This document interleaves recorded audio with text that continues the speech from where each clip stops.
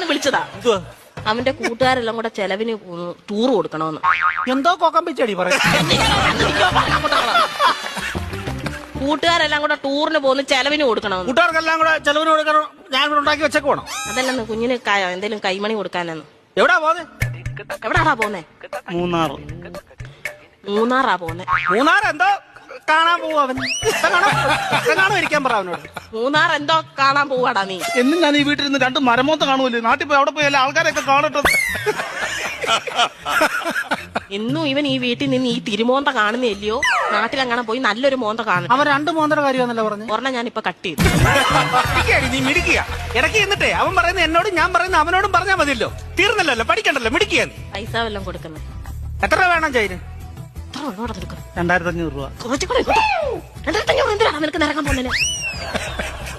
5000 രൂപ.